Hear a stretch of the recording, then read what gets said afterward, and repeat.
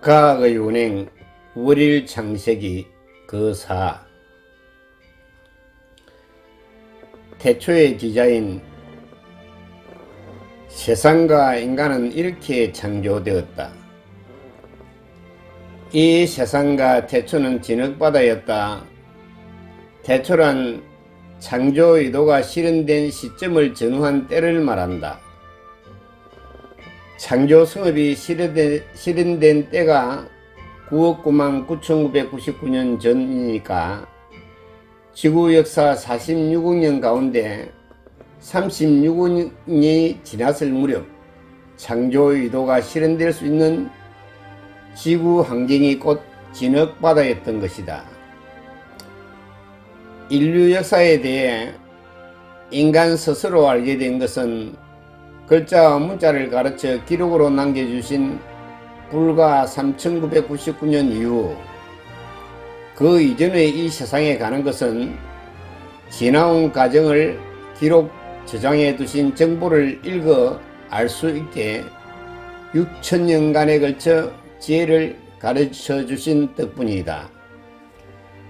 진흙바다에서 있었던 사실은 우주의 중심 월일이 절대자로 해낸하시어 가르쳐 주시지 않았다면 결코 알 수 없는 일로서 세계와 인간 창조의 비밀에 대해 절대자이신 월일이 직접 일러주신 것이 곧 월일 창세기로서 어떠민 우리이다. 우주는 절대자 월일 천리왕님의 몸이며 지구는 우주의 자궁이다. 우주의 중심인 주신은 달림과 햇님 즉 월일이다. 달림은 물을 섭리하는 아버지시고 햇님은 물을 수하는 어머니이시다. 월일이 태초 부부일이로서 적당한 거리에 자궁을 탄생시키고 자식이 잉태될 수 있는 환경을 위해 우주 원리가 총합될 환경 설정의 날을 기다려왔다. 절대자 우주체 월일 천리왕님의 몸인 우주는 시작도 끝도 없는 150억 년 전보다 훨씬 오래된 시간을 측정할 수 없을 정도로 오래전부터 스스로 존재해 오신 분이시다. 계시록 오대사기 3호 40에는 차츰차츰 무엇이든 온 세상은 신의 몸이야 생각해보라.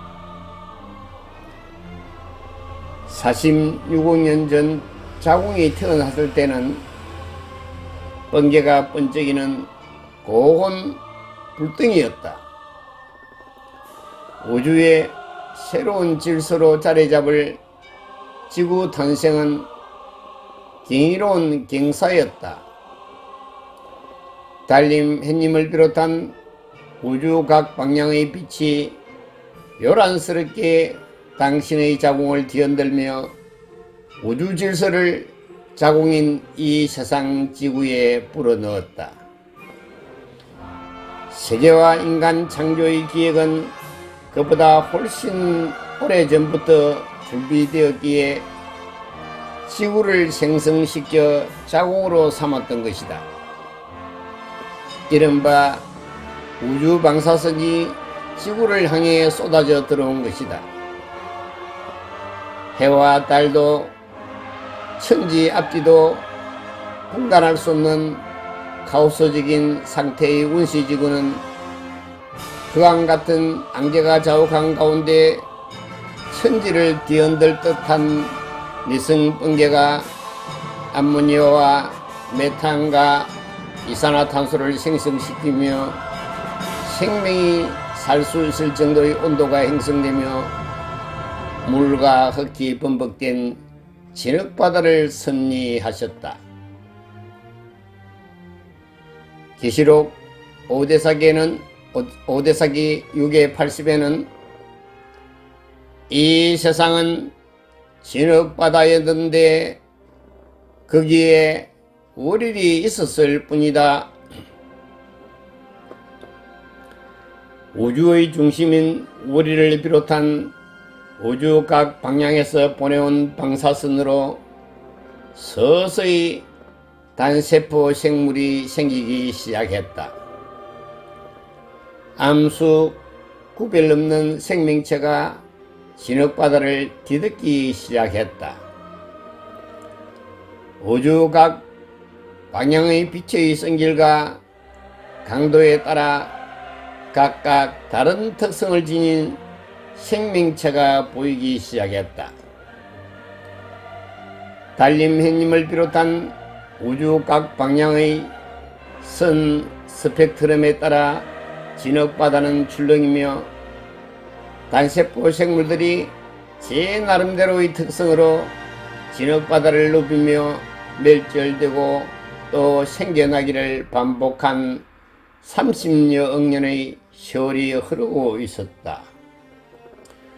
우주의 중심인 월일의 조화로 양수 같은 진흙바다에는 만물이 자랄 수 있는 적당한 온도가 조절되고 만들고자 하는 모델과 보조해줄 도구들도 보이기 시작했다.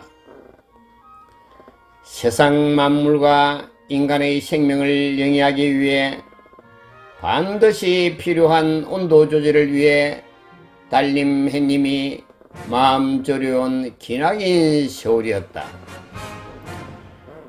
햇님의 열화 같은 정결만으로는 불덩이 세상이, 달림의 냉엄함만으로는 얼음 세계가 될 뻔한 숱한 사정을 견디오며 달과 해가 조화를 이루어 온도를 조절해온 덕택에 생명이 잉태될 수 있는 환경이 조성되었다.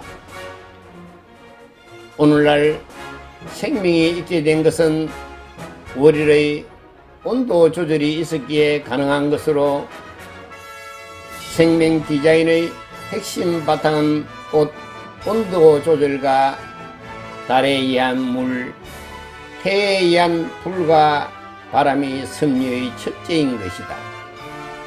물, 불, 바람으로 생명을 주고 계시는 월일과 우주 전체 각 방향에서 보내온 빛의 스펙트럼으로 창조된 태초의 사정을 10가지 섭리로서 가르쳐 주신 다음의 설정이 곧 태초의 항정 설정인 천리임을 잊어서는 안 되겠다.